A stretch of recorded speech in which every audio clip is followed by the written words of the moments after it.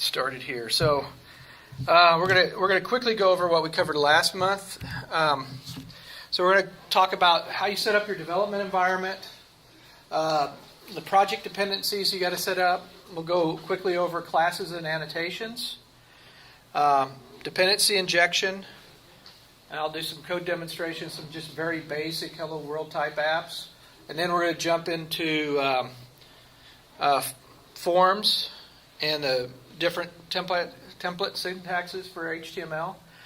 Because I think everybody that's familiar with AngularJS knows that you put a lot of your binding and everything in the HTML, right? And it goes through and it actually walks through the HTML and then templatizes that and then generates out all new HTML on the fly. So this does the same thing, but it's more in line with the standards, and it's actually totally different than what you're used to today.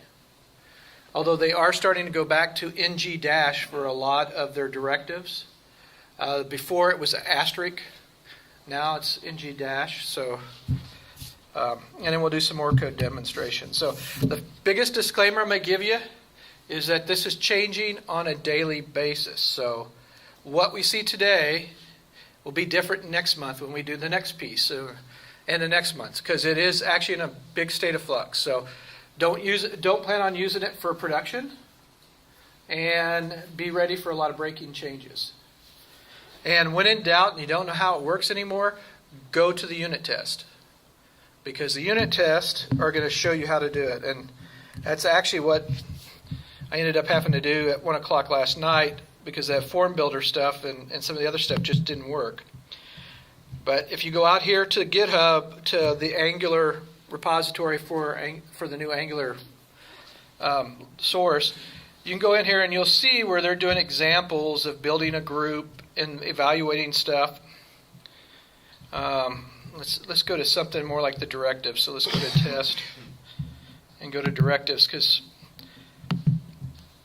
the ng4 syntax has changed a little bit, but they use sections of HTML like this. And maybe I should make this a little bit bigger, so let me make it a little bit bigger.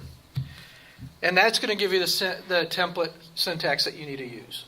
So if you have a question and what is showing up in the Angular.io docs doesn't work, go to the GitHub site and look at the tests, because all this stuff passes on a daily basis. So that's you're going to be guaranteed you're going to have the right stuff. Let's see if I can find some more, because there's several different ways to use, like the ng4 and the ngif and that. So that's my disclaimer. Okay, so now we're going to use TypeScript to do all our development, mainly because that's the direction that the AngularJS team is headed. Is instead of building something on top of their own syntax on top of ES6. TypeScript was close enough in parity with ES6 that they've just added some additional things to it, like annotations. And now they're actually working hand in hand with Microsoft's TypeScript team to actually bring this all to fruition. So basically TypeScript will work directly for AngularJS, or the new Angular. So you're going to need a couple things to use TypeScript. The first one's going to be the TypeScript definition package manager. And what that does is that in order to check your syntax as you're writing your code and do checks, static code analysis on your code, making sure you're passing in the right type of object into a function, the type definition manager basically pulls down definition files. And I'll show you one of those. So that it can understand what you're pushing, and if you're assigning an integer to a string, or you're a string to an integer type of thing, or you have a cat object and you're trying to assign a dog object to it, so that it'll actually give you syntax errors. So it gives you a strong type checking from that perspective, as long as you actually use it in your TypeScript code. The other thing is you're going to want the TypeScript compiler, and what that's going to do is it's going to take the TypeScript and it's going to compile it down to ES5 for you. And actually, the Angular team is actually very hard at work. Currently, when they did the original release of Angular 2, They were using Tracer, which was an ES6 transcompiler, and they're working at a point to where you no longer need that. You can just use TypeScript, go straight to ES5, and everything will be there. And then you'll want a TypeScript-capable IDE. And these are a list of a couple of them. I will put this up on the site if anybody's trying to quickly write down stuff. If you'll go to the discussion forums out on our Meetup, it'll be out there, or a link will be posted to it. And then we're going to need to set up our project dependency. So you're going to create a project directory, and the first thing you're going to do is tsd init. And what that's going to do is create your type definition folder. And then we're going to basically go install the Angular 2 definitions into our project. And that's what this tsd query Angular 2 install and save does. It pulls it down and then it saves it into a definition file so that you can get rid of the typings folder and redo an update and to pull everything down that you have dependencies on in your code. Then if you have any other JavaScript or CSS dependencies, like if you're doing Bootstrap or you're going to use underscore or dash or something like that, you can pull those in. And you could probably more than likely find a TypeScript or definition file for those, so you can actually even do type safe checking when you're writing code going into those libraries. And then we're going to create an index.html and add in certain scripts. Now, like I said, we still need the Tracer compiler as of today. Down the road, that'll go away, and all we'll need is the JavaScript package manager, which is going to do on-demand loading of our JavaScript as we need it. So we no longer have to download everything. As we actually execute the code, it'll pull it in for us. So it's much like CommonJS, if anybody's familiar with CommonJS. And then we'll pull in the Angular 2 libraries. And just to kind of show you what that looks like, I wish I could make this side bigger. This is so this is the HTML file here. And this is all up on GitHub too. So I actually put a link to it out on the discussion forums for everybody. But that's pretty much all you have to have in your app, or in your HTML file to actually get Angular 2 to work with the system package manager. And then here's like the typings files, and like here's the Angular 2 typings file. So you can see here how they've pretty much created a like the proto record. Let's see if we can find one here. The form directive. So it's taken a control, like add control takes a control directive. So basically, what this is used for is TypeScript when it goes through and you say, I have a parameter that's a form directive. It's going to make sure that that object that you pass into it matches up with that interface or that signature. And the way that you define stuff in TypeScript, if you've never used it, it's going to be the name of the argument and then the type. So like this case here, it's a list of any type of object. The first one there for args. Like here, this is actually defining a class. So the member for proto record is going to have a binding record object that's contained in it. And you've got Boolean, you got number, you got string. And actually, let's go over here. Let's see. Oh, that isn't what I wanted.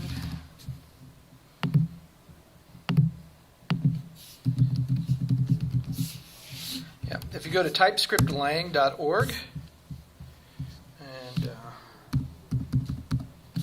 you can. This is basically the site for the TypeScript development.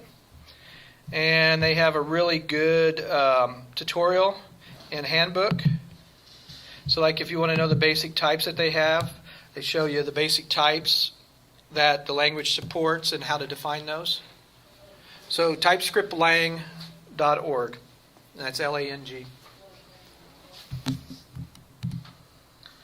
Okay.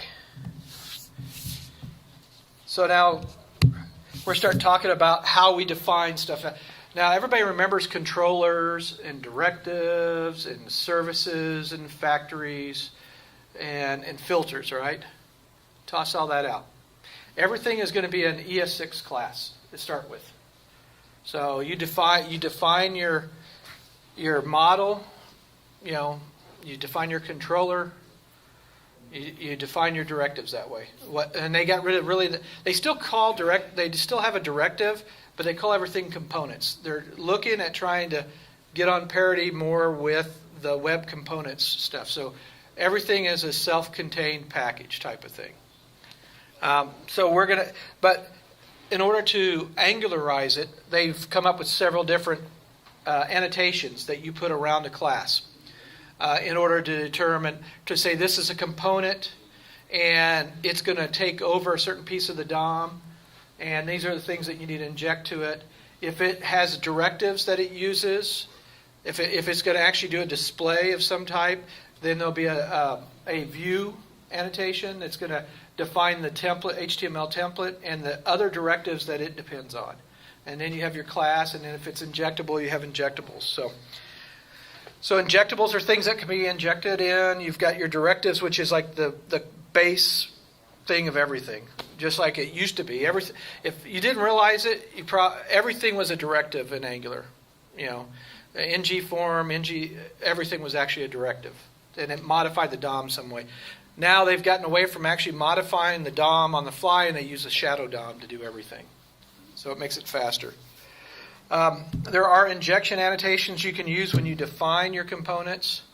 You can say, I need to take stuff off of an attribute that is on the tag that the component is defined with, or I can go get a collection of child directives and inject those into my object. I can get stuff from the parent, or I can get something all the way up the ancestry to the top of the app. So there's several different ways to go get stuff.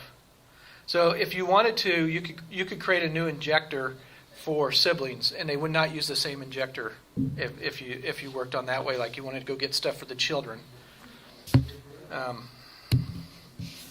Now, one of the things when you define a component, you have to define a selector, and so they've dropped to using standard CSS selectors. So you can use an element name, you can use a class name, you can use an attribute or an attribute with the value. So you can say, I want all the inputs that have a type equals text, and then you can basically overwrite those. And then you've got a not selector. You can say, I want everything but the checkboxes. I want all the inputs except those that are type checkbox. Or you can do multiples by using a comma, multiple selectors that way. And if you go through and you look at some of the actual TypeScript that's in the Angular, especially around ng form, they'll have these selectors that'll say ng dash form, ng form, asterisk form, and that's actually how they're maintaining the old syntax until they get ready to break it. And then you got dependency injection. Now, I'm just going to gloss over it, and all the examples we're doing today, we're just going to require something and actually use it in our class. We're not going to actually be doing any dependency injection. We'll actually probably get into that next month because there's so much going on. I mean, we still got dependency injection to look at. There's finally firming up the HTTP classes and the promise wrappers and stuff like that. So I've been trying to push things off until they're actually fully baked. But you can actually, you have an inject annotation. They also have a promise that says, I want you to inject this once it's actually been loaded off the server. So it might be like a lazy loader. And they actually do have a lazy one too. But you could say, go out, go get this information, and then once it actually gets the information, then give me what you went out and did your request against.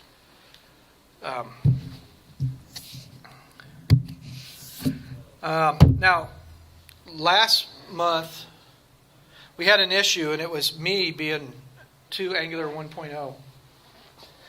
They changed they changed the syntax. If anybody's used ng repeat, it's always been for X in collection, right?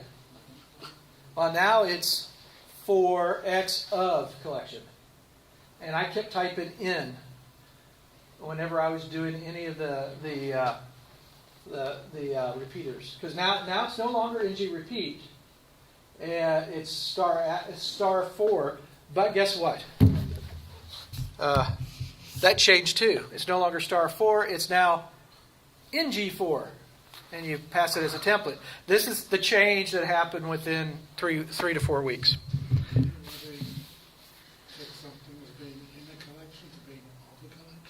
I have no idea why they decided to do that. Maybe for each of a collection. I maybe again, I'm not sure.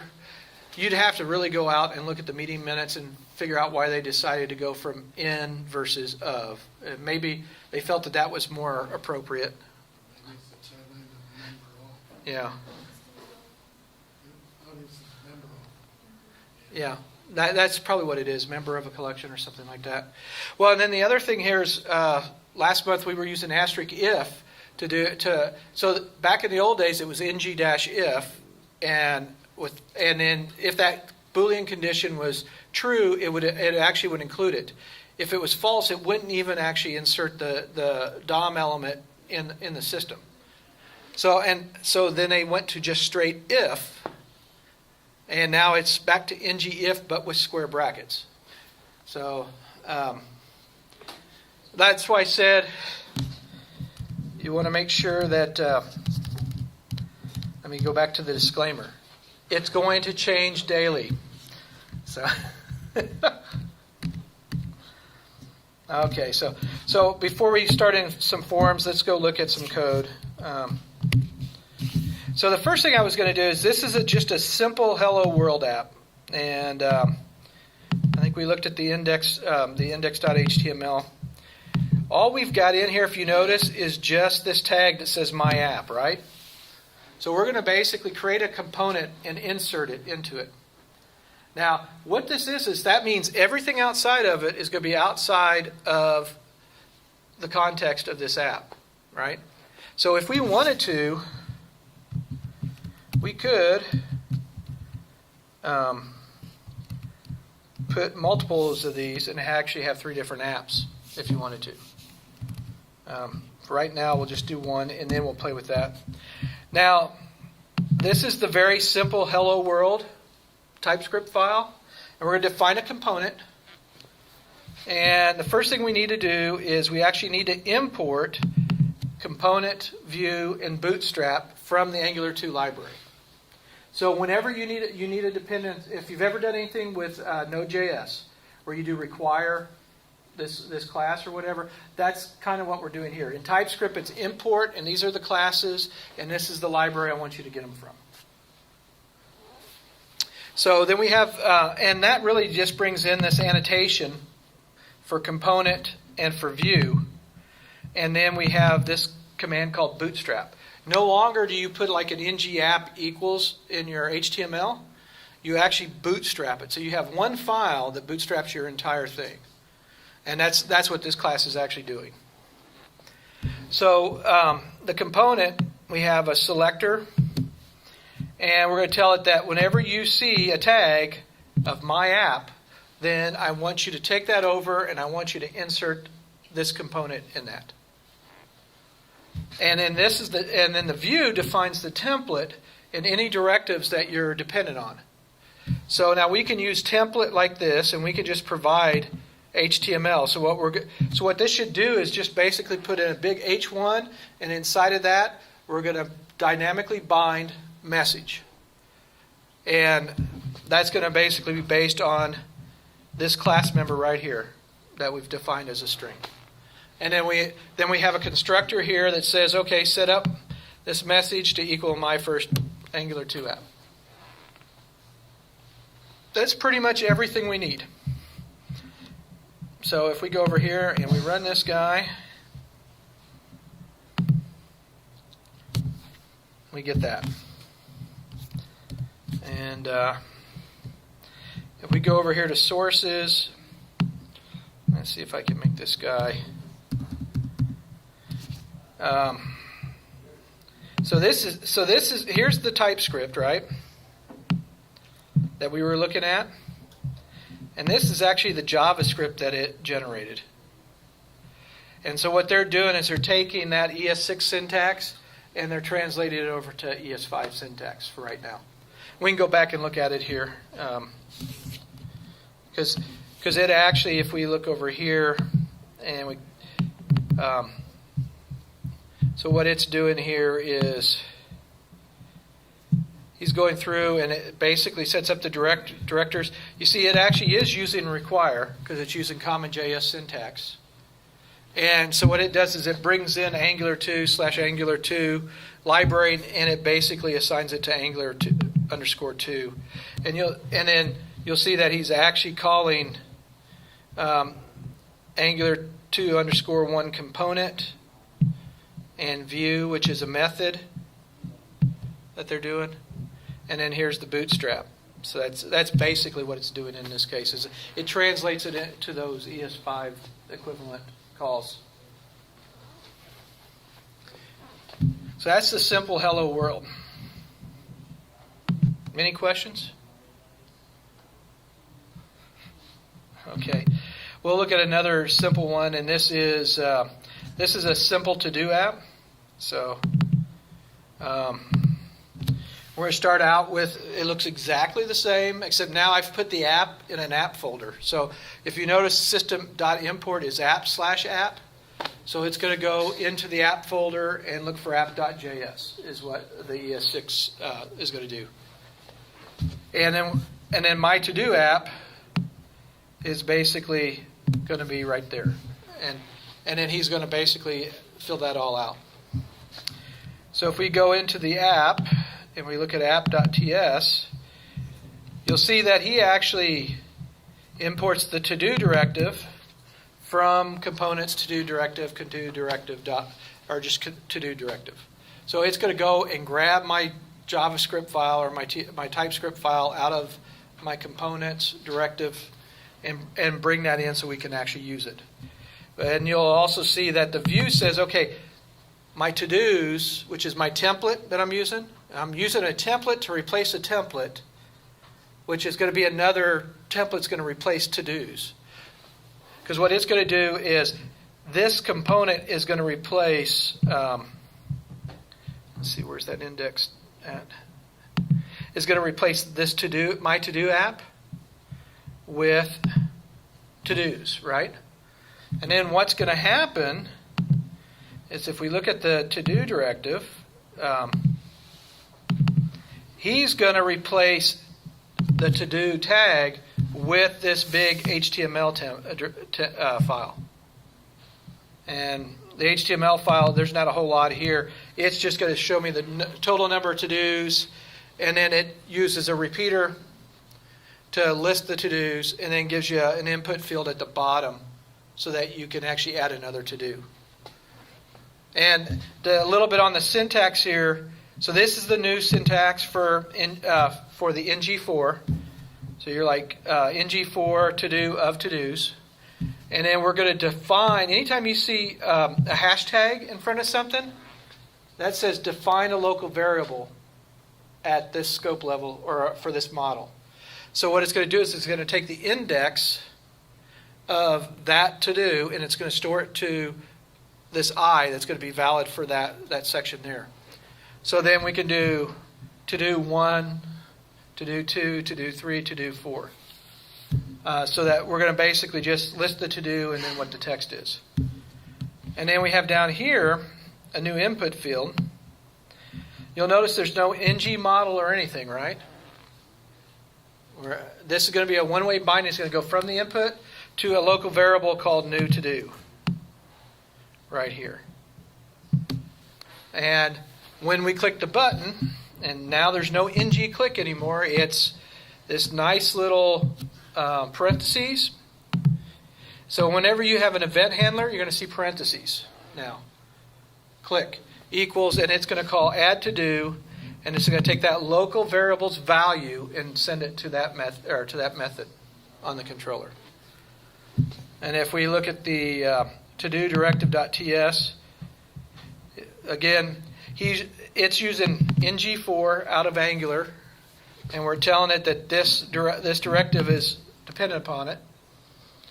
And then all we have is we actually created a string array, give away a book, give away another book, give away yet another book. And then when we do add to do, we're just pushing whatever you typed in the field onto that. Well, we'll modify this a little bit because we'll want to reset it and stuff like that. So let's see. I don't think I have any models. I don't have any services. And the app has nothing in it, really, other than I use the to-do directive. So, any questions? Yeah, we'll actually get to it when we get into forms. You're going to see a whole bunch of stuff. You'll see like NGFs, you'll see models and stuff, but we can also make some changes here too. So let's go ahead and run this guy. And so we've got, let me make this big so you can see it. So there's our to-dos. And if we go over here and we do an inspect element, because sometimes you learn a lot more if you look at what's going on behind it. But there really isn't much there. You know, you've got your template, and we do have an ng binding here, but there's really nothing going on there. Your template is empty, basically, is all he's sitting there. But we do have this is each one of in here where it's class ng binding. They've replaced the inner text on each one of those list items with what we had in our. Let me go back over here to the HTML with what we actually had here. So the only thing that seems to have survived from Angular 1.x to Angular 2 is the mustaches for binding, and I think that's because that is a universal standard, templating syntax to do. I'm going to insert a variable here. Okay, let's see. Now, the other thing, if we go over here and we look at the source, I'm going to set a breakpoint here because I want to kind of show you what happens when I type something in here. Because, we're used to having scope and having to have special ways to get to scope and stuff like that. So when you set a breakpoint in a class, what I can do now is I can come over and I can say, okay, I want to see this dot to-dos. And it shows up. And I can see my array of to-dos here. So you could actually look at what's going on. You can also, if you just want to look at this, I can't type. I think you can get away with that. So see, it's got the class to-do directive, and it shows you the array. And you got your prototype, you've got your function add to do, and you've got your constructor. And then we can go ahead and we'll just run that. And then we've got to do number 3, eat some pizza. So that's the basic to do app. Questions?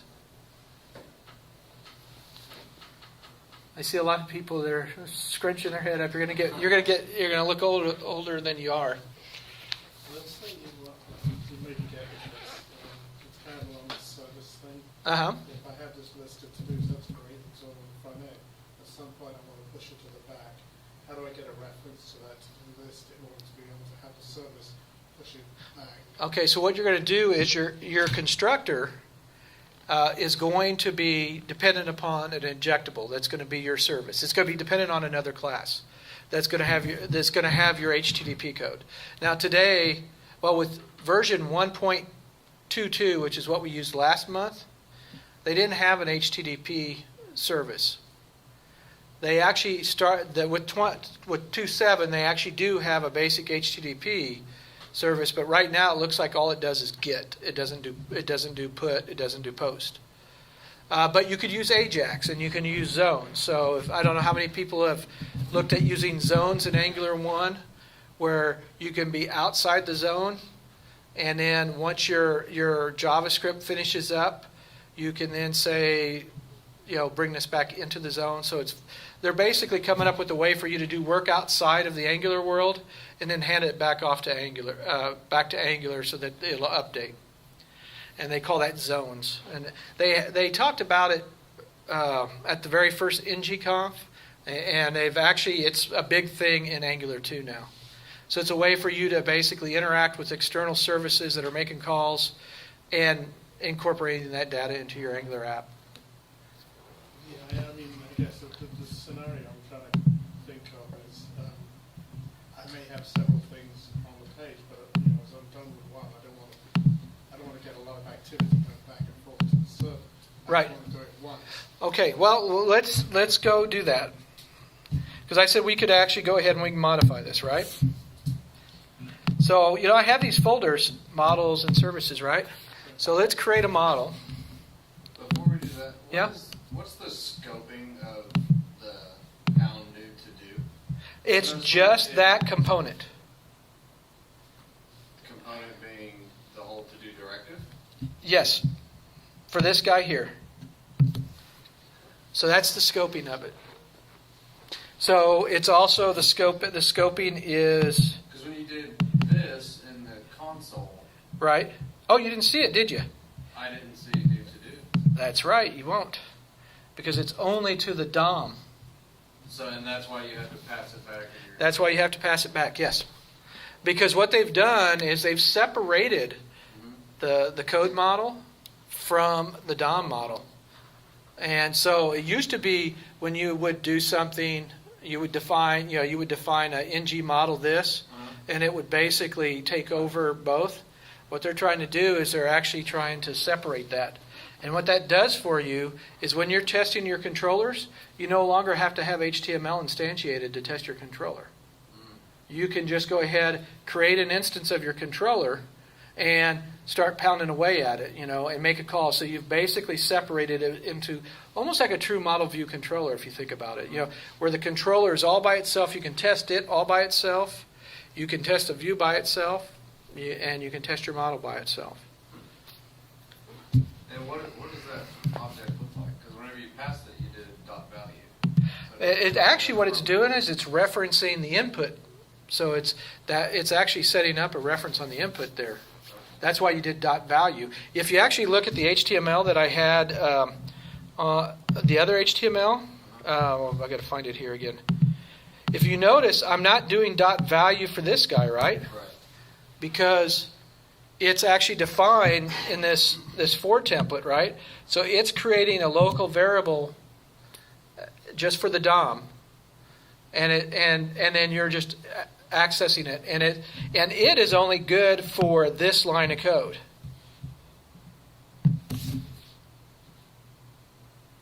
Because we're gonna create a new one and a new one and a new one. That's why I can do, to do 0, to do 1, to do 2, to do 3. But this is good for the entire page because this is actually not in a repeater. Okay, so the I is because it's in the template. So Yeah, because it's in this ng4, it's going to be overwritten. So it's only good for that one instance of that.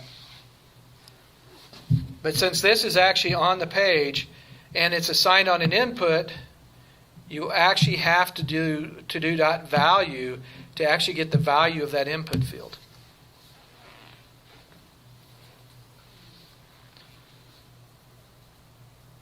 Now, when we start getting into forms, your mind's going to be totally blown away because it doesn't work that way. Let me get into forms. Okay, and actually, I do have an example where we actually have a class that we create and stuff like that. If we go through forms, then we can go modify it, and I can show you the back end stuff. So let's talk about forms real quick. First of all, I'll go over this template syntax that we've done so far, right? So we've got, whenever you see a hashtag, it's going to create a local variable. That's going to be good for that part of the DOM. And if it's inside of a repeater, it's only going to be good for that one instance of that template. Now, if you want to define a property binding where you want to say, I want to do inner text, and I want to assign name to inner text, then you basically you square brackets, and you define the property on the DOM element, equals your variable. And then what that'll happen is that'll change. So if we were to go back over here, if I can remember what I'm doing here, let's just for the heck of it, let's change this.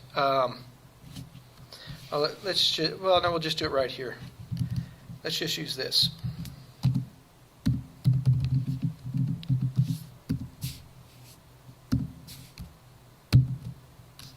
We'll use new to-do.value.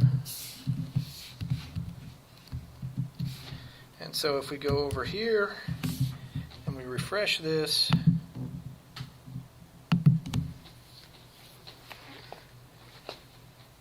if I'm lucky, we broke it.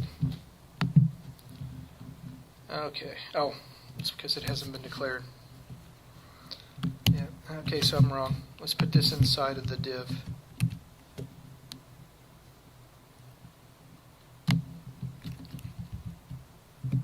I'll put it there. Let's see if that makes a difference. Nope, he doesn't like it either.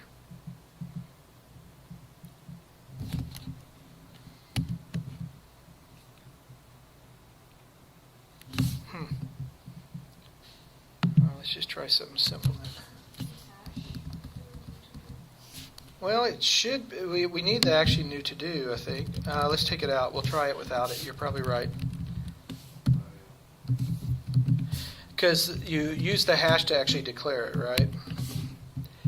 You reference it like normal. There we go. So as I type in here, although, I noticed it didn't do anything. Let's see what we got here. I probably didn't spell the attribute right. Probably needs to be capital T for inner text. Let's try that.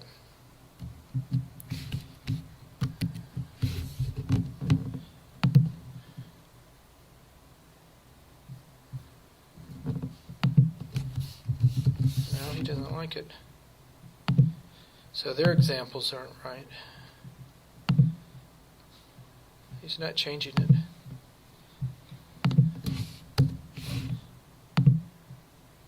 We change. Yeah. Oh, you're right. I got to do it hard. Thanks. If you do see something I do wrong, please speak up.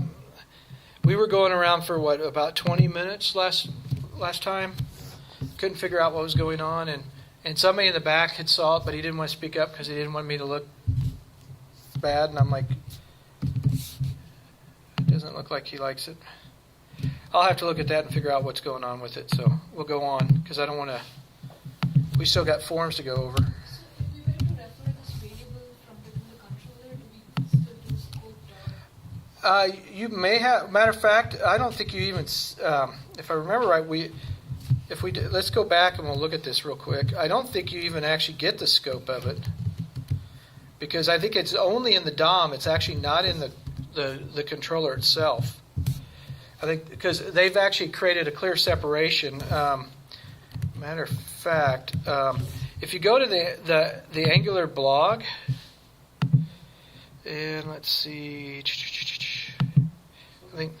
Wouldn't you have used a double curly brace in there? Oh, we could have tried that. You're probably right. That probably would have worked better. So what they've done is they've kind of, you see the little dash here? They're actually trying to separate what happens in the DOM from what's going on in JavaScript world in order to improve speed and everything else. And so that's why when you're doing the local variables, they're not visible to your controller in the back. Now, I don't know if that's intended by design or if that's just the way it is right now. Let's see now. Let's go back. So you were saying if we did... I think you wanted to show us the square brackets purpose, right? That's what I was trying to do, but it isn't working. I'll try one more time. We'll see what we get. It's not declared yet out there, though. Well, we'll just see if it works. Let me run it again.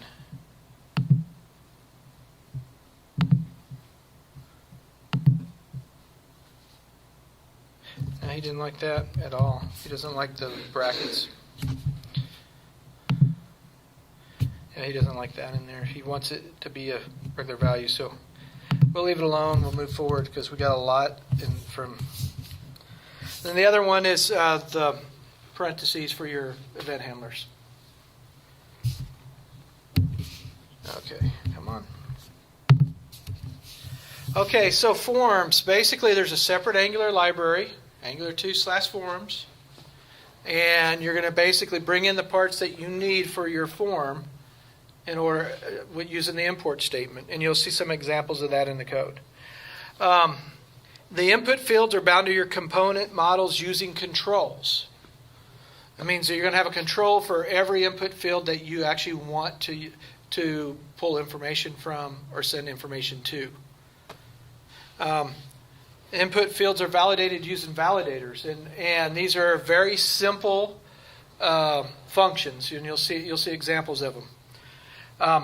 If you want to do two-way binding to a, and I don't have it here, but they have an ng model syntax that will do a binding to a member in the back of the in your controller. So, like if you've got a class and you want to bind the fields from the input controls to the class, you use ng model, which is in square brackets and parentheses, equals, and then you put the name of the class dot in the property.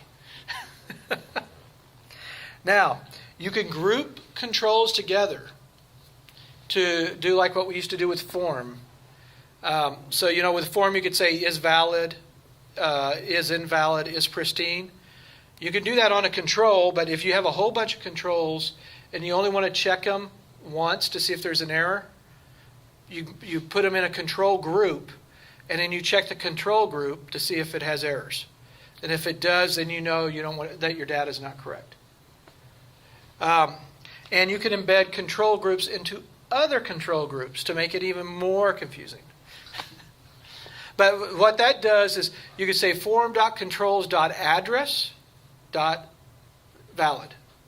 And in that way you could just check to make sure that the address information is correct. Where this comes in handy is, let's say you're going to use an ng switch and you're going to do a wizard, right? And you have this big, humongous form that you're going to break into multiple panels, and you're going to only show like the name, and then the phone numbers, and then your shipping address, and maybe your billing address and your payment information.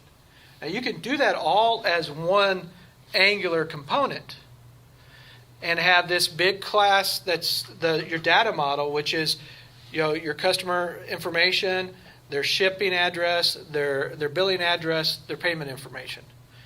And then you can actually take and build multiple form groups that roll up on one big form. That is, did they put in their name information? Did they put in their shipping address? Did they put in their billing address?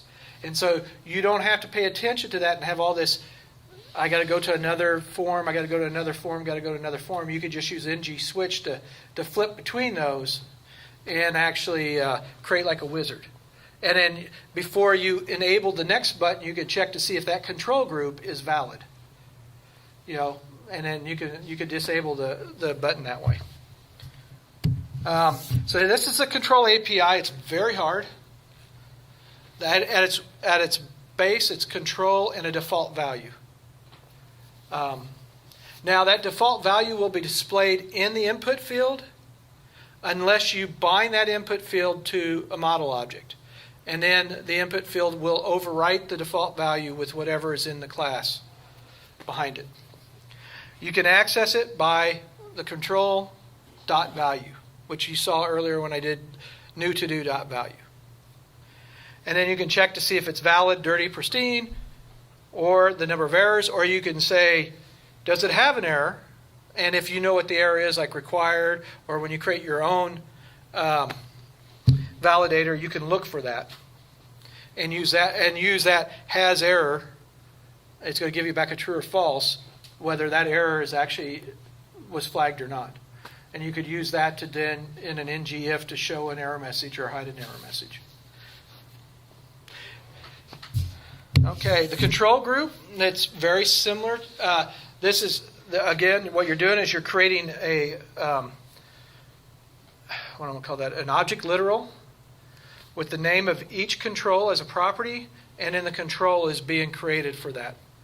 And you'll notice here that we've actually expanded upon the default syntax, and we've actually included a validator. Now, and you can actually compose validators. You can use a validator.composition and pass in an array of validators, and all those validators will be evaluated whenever the value on that input field changes. So if you needed to look to make sure that it was a phone number, it was a required phone number, it was properly formatted, and it wasn't a duplicate in your database, you could create 3 different validators and then use a validator, what do we call that, combiner, to put them all together and pass that in as an array.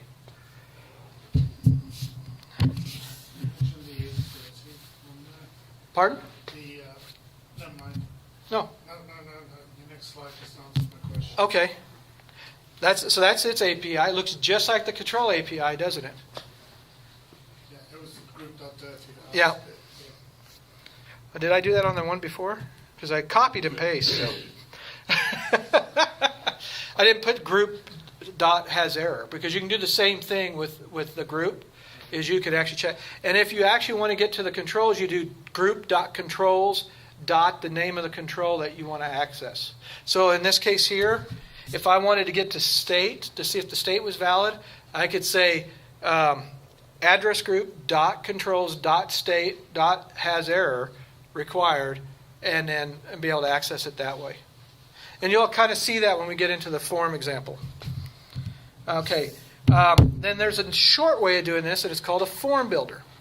So what a form builder does is it takes this object literal, which is really nothing more than another thing with arrays of here's my default value, here's my validators, right? And then it goes through and it creates the controls for each one of those guys for you. And you can even get into more where you don't even define the group.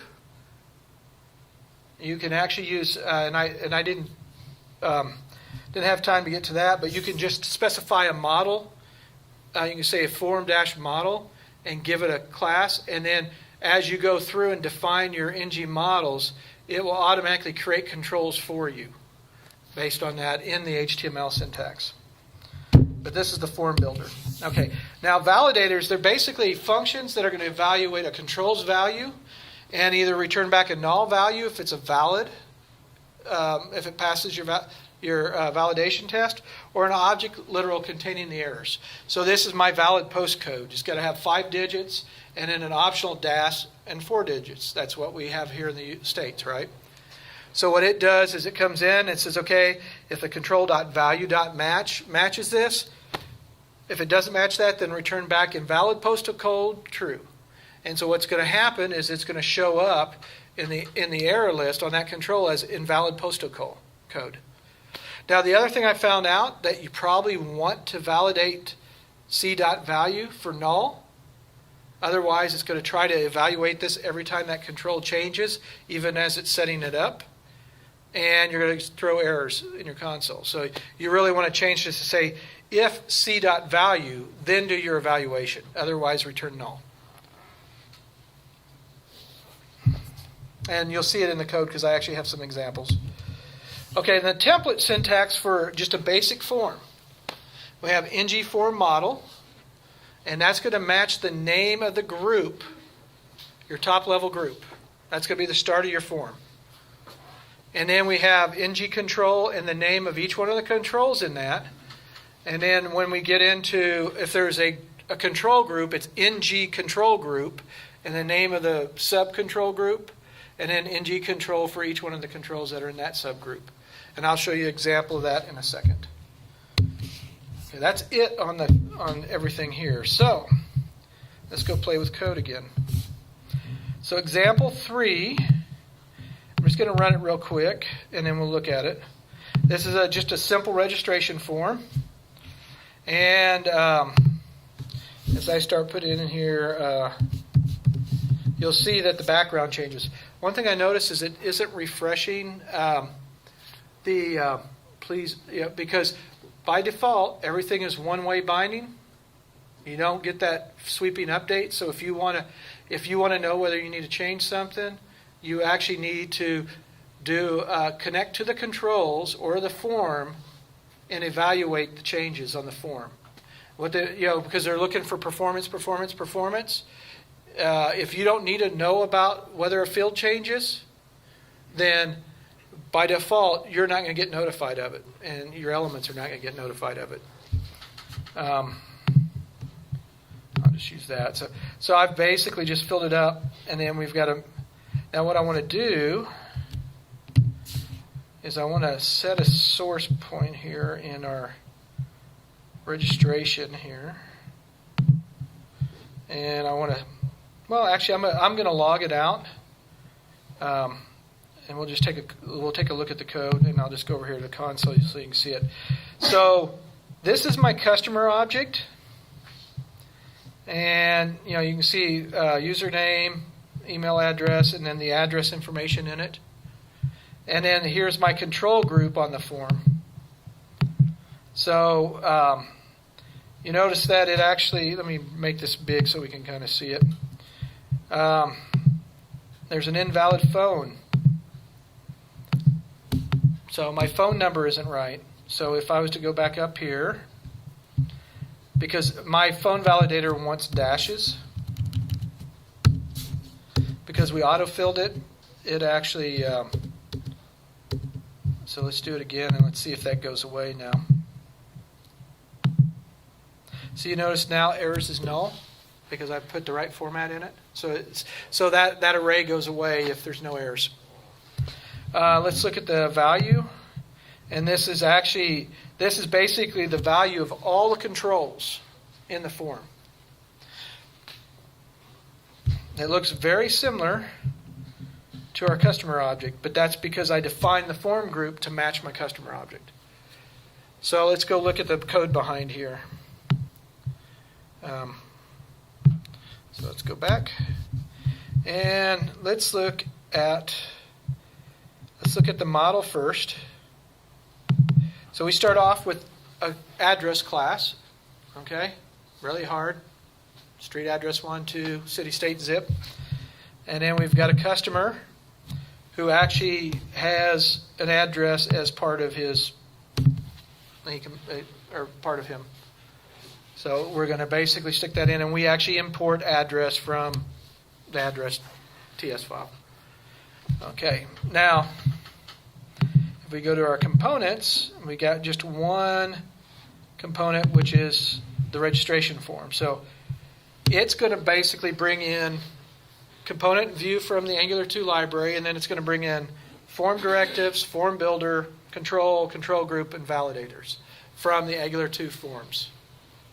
And if you try to compile this today with TypeScript, it's going to complain that Angular 2/forms cannot be found.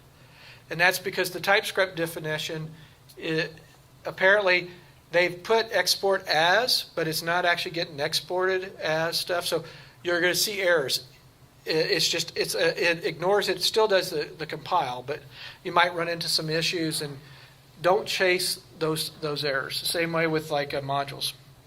So then we're also importing the customer object, the address object, and the two validators, postal code validator and phone validator. That's all these guys right here.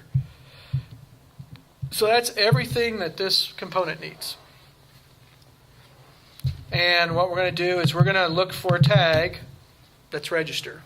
And then we're going to replace that with our template, which is right here.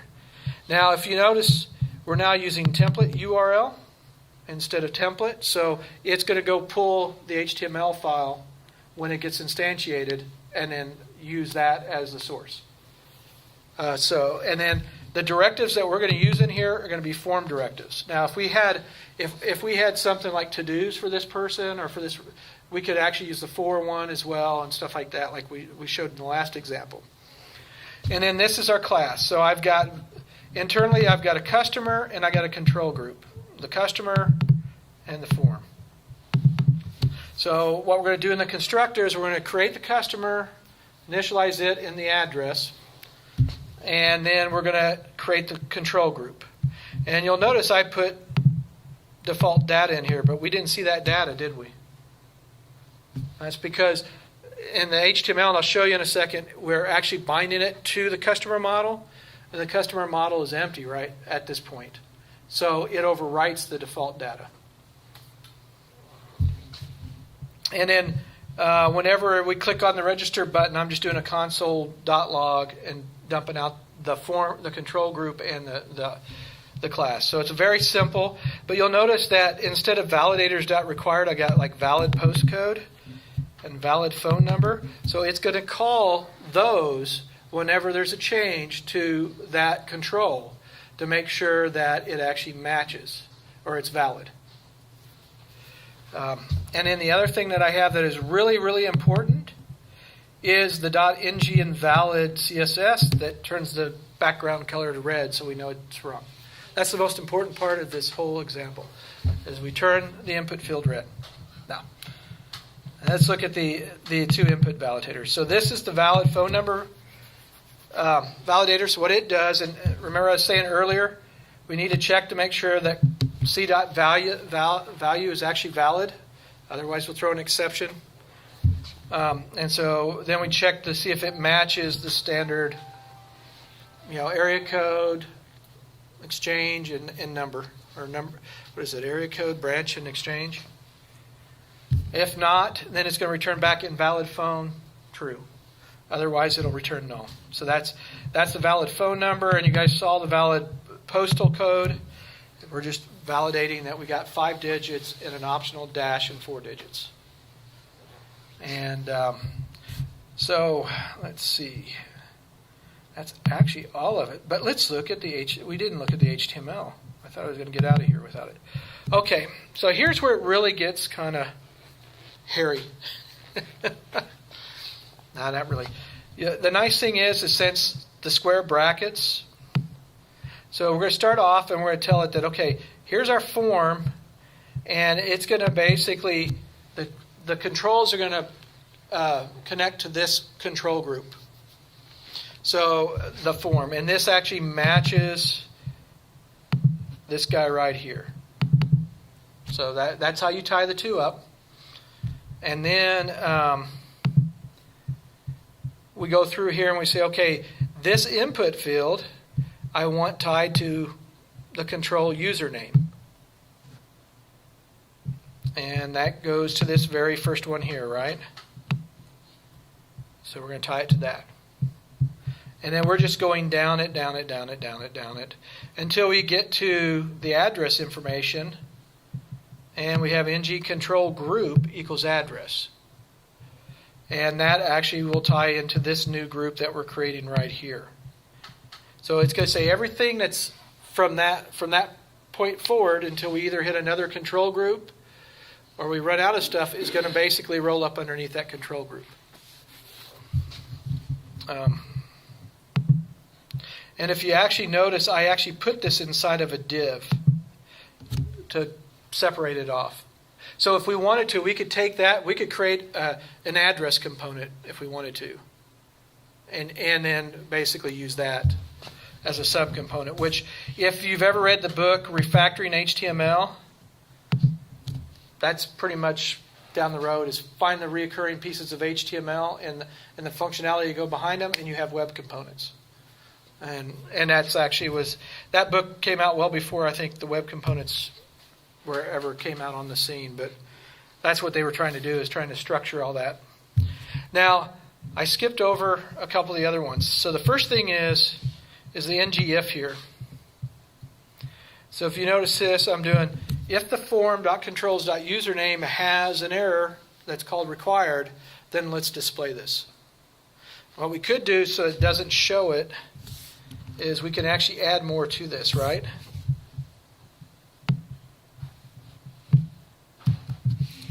We can say, and we used to have to do this in 1.14 of Angular, and not dot pristine. And what that does is, if you haven't touched it, don't display the error message. Wait till you touch it. So if we save this, and we go back over here and we refresh this now, the username error should not show up. Well, I probably didn't do it right. I need to do either that. That should be pristine. Yeah. And not. It's because it still has invalid as a class.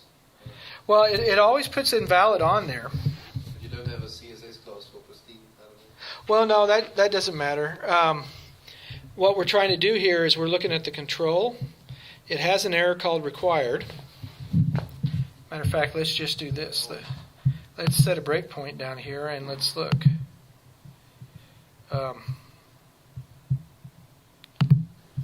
And then let's go over here and do...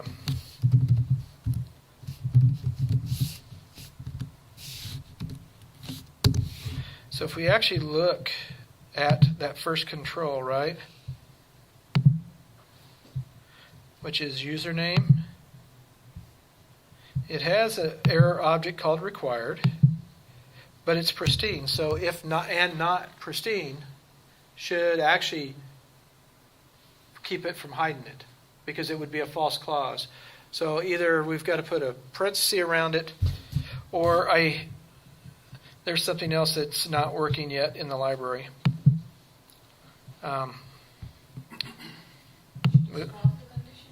Well, we can try that too. Let's go ahead and we'll do that. We'll swap the condition. We'll see what happens there. Okay. Maybe we have to say equals false, but I would think it could be that ngIf is only evaluating the first item.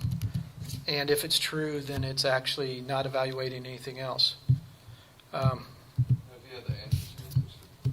Well, it should do both, but what they're doing, you got to remember that it's taking this as text, and then it's doing an evaluation on the text using parsers. So what it probably is doing is it may not go all the way through. It could be that I've got the syntax wrong too. We can actually, wait. Let's go over here to Angular, go to modules, Angular 2, test, directives, ngIf, and let's see. It says, well, you can do the Boolean condition there, and this is what we're using here, Boolean condition, but I don't see what Boolean condition is. Nested Boolean condition. Let's see, update several nodes with if. See, number condition plus 1 is greater than 2. String condition equals. It should just work. I don't see anything that points me in the wrong direction. So, let's see what happens if we change it around.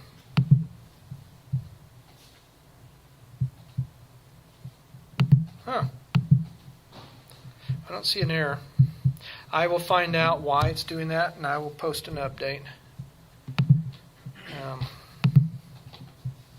Because we're 7 minutes past. So let's go back. The other thing that I was talking about was the ng model. So this guy here is what actually binds it to a class that's contained in your component. So what this is going to do is it's going to assign that input field to the username. So whatever's typed in there or whatever it contains, it's going to populate that when it's created. And it does do the two-way. And then when we get down in here to like the sub stuff, you actually have to put in here customer.address.address1 in order for that to work. So it's because you're doing object dot and then subobject dot property, just like you would normally do if you had embedded classes in an object. And let's see. That's pretty much it. Anybody have any questions? Go to your address object. Go back to my what? The address object. Okay. The model. All right. I'm sorry, not the model. Or do you want to go to the actual component? Yeah. This guy? Okay. I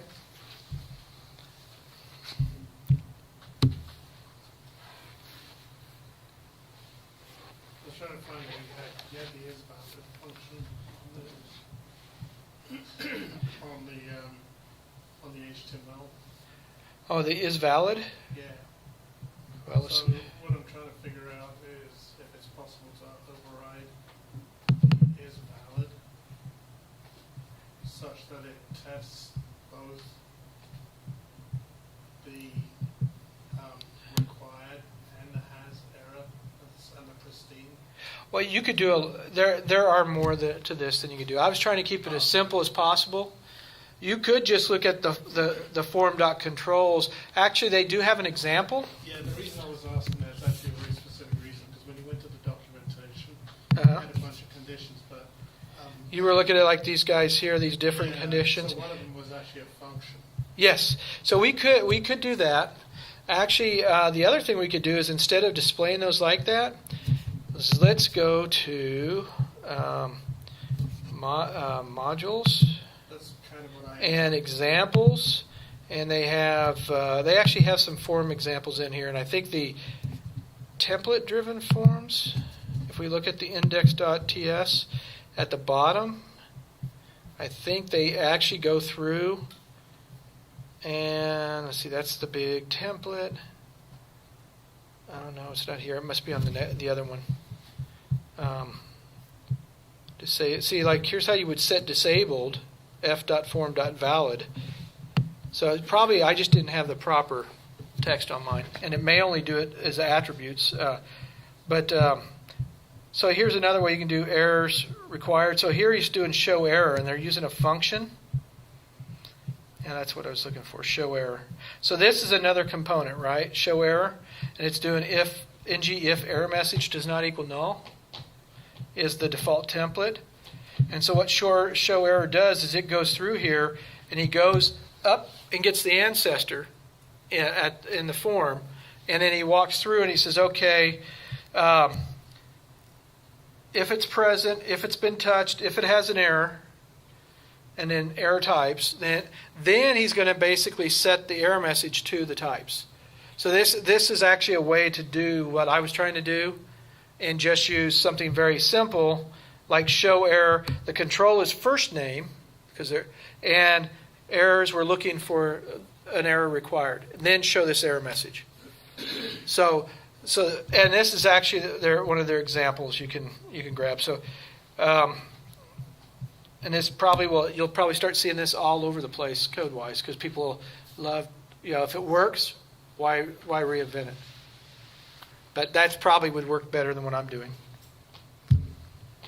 But see, they're looking to see if the error message doesn't equal null. But they do have some very good examples. And I would say that they've got a model-driven form here, and so what this does is if we look here, well, there's nothing here. All this stuff's in the template. So let's go back and let's look at index.ts.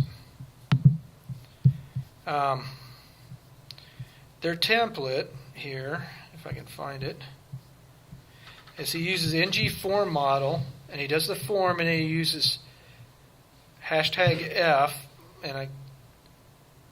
which says, okay, this is a form, but he actually only defines first name, middle name, stuff like that. You get down here, oh, he does have a group. I'm sorry, I thought he didn't have a group. He does have a group. Sorry. I saw one of these, maybe it was the other one, the template driven, that they didn't have a group. And they were actually just, it was like, I'm just going to put it in the HTML, and then it will pick up everything for me. Here's another one of the event handlers, ng submit. So instead of the default submit behavior, it will call a method for you. Let's see if we get down here to the component itself. You notice here, it doesn't have a form group or anything. So what he's doing is they're actually using the dynamic form syntax. Basically this guy here, and then they're basically, this is my first control, ng here, and this is the model I want to bind it to, but they never created a control group or anything. So all those controls, they actually get created, but they're actually nowhere are they, defined here. So if you want to be lazy, you can do it that way as well. Who is this code written by here? This is the Angular Teams code. At the very top there, is it? I think it's Victor Savkin. So I was just reading a post by him, and apparently the square brackets is syntactic sugar for bind dash. Uh-huh. The parentheses is syntactic sugar for on dash. Uh-huh. And then the pound sign is syntactic sugar for bar dash. Okay. So I guess if it makes more sense to do this, you can. Yeah. Of course, it was written 3 weeks ago, so it's probably changed since then. Yeah, well, and that's actually what I was going to say is if you go... So this, if you go out to the Angular web blog site, he has an example here, and you'll notice he's using control all over the place. This is where I started 2 days ago, and none of this works. Wow. And this was written on March 20th. This is how quickly these guys are turning over features. So what you read today may not hold true tomorrow. So, like I said, the best thing for you to do is when you hit a stone wall, the first thing, go look at the test scripts, look at the examples on the Angular site. But yeah, because I almost verbatim see, like, they've got asterisk if form has error this that doesn't work anymore. I was like, oh no. I was up till 1 o'clock last night and finally got it all working, so to a point. All right, any other questions? Time for a drawing. Who wants to draw names?